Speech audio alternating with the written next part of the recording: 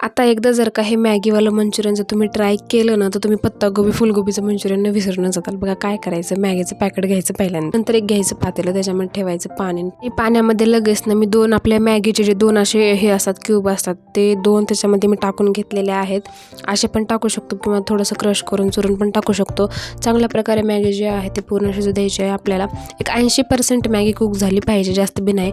इथे आलू घेतले होते बघा मी, मस्त असे बॉईल करून घेतले, त्याची साल पण काढून घेतलेली आहे. त्याला चांगल्या प्रकारे मॅश करून घ्यायचे आणि ती मॅगी जी बॉईल झालेली होती त्याला मी साईडला काढून घेतलेला आहे आणि त्याच्यावर थंड पाणी टाकून ठेवून दिलं होतं. नंतर ते बॉईल केलेली मॅगी आलूमध्ये टाकायची, नंतर कांदा टाकायचा, शिमला मिर्च टाकायची, आपल्याला जे जे भाज्या आवडतात ते आपण टाकू शकतो. नंतर चिली फ्लेक्स, ऑरिगॅनो टाकलेला आहे मी. ऑरिगॅनो ऑप्शनल आहे, टाकू वाटलं तर टाका, नाही टाकलं तरी चालेल. नंतर मध्ये मीठ टाकून घेतलं, हे सगळं एकजीव करून घेतलेलं आहे मी. आणि सगळ्यात मेन इम्पॉर्टंट ते म्हणजे मॅगी मसाला. जेवढे आपण मॅगीचे तुकडे म्हणजे जेवढे ते क्यूब घेतलेले आहेत ना, तेवढा मसाला टाका. मी 2 घेतले होते पॅकेट मॅगी मसाल्याचे. नंतर त्याचे मस्त असे बॉल करायचे आणि ही कच्चीवाली मॅगी आहे बघा, त्याला क्रश जो असतो त्याचा क्रश करून घेतला आणि त्या बॉल्सला असं खालीवरी करून मस्त हाताने असं लावून घेतलं आहे. आणि नंतर एक साईडला कढई गरम करायची आहे आपल्याला. कढईमध्ये तेल कडक गरम करायचे आणि तेल असं नाही की नॉर्मल वगैरे राहिलं पाहिजे, एकदम कडक तेल गरम करा.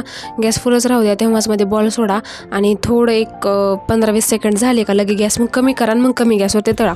म्हणजे मधून पण छान फ्राय होतील, वरून पण फ्राय होतील. आपण जर थंड तेलामध्ये आधी सोडले तर ते फुटतात, सो त्याची काळजी घ्या तुम्ही, नाही तर मग ते काही कामातच नाही राहणार. असं करायचं. नंतर मस्त प्रकारे जे आहे त्याला मस्त फ्राय करून घ्यायचं. कलर थोडासा चेंज झाला, एकदम गोल्डन ब्राऊन झालं साईडला काढून घ्यायचं. मग मस्त आपले जे आहे ते मंचुरियनचे बॉल्स रेडी आहेत. हे मंचुरियन खूप भारी लागतं, खूप इझी आहे, खूप लवकर होतं, जास्त झंझट नाही, जास्त टेन्शन नाही, काय नाही. सगळ्यांना पण आवडतं, त्याच्यामुळे तुम्ही ही रेसिपी नक्की ट्राय करा. आणि चॅनलला आणखी सबस्क्राईब जर केलं नसेल तर पटकन चॅनलला सबस्क्राईब करून घ्या, अशाच नवनवीन छान वेगवेगळ्या रेसिपीजसाठी. आणि तुम्ही कधी हे असं ट्राय केलं का नाही ते पण मला कमेंट करून सांगा. तरी ते घन जे आहे ते साईडला काढून घेतलं आहे मी. दुसऱ्यांदा अजून टाकलेले आहेत मध्ये, ते पण चांगल्या प्रकारे आता जे आहे ते मला फ्राय करून घ्यायचे आहेत.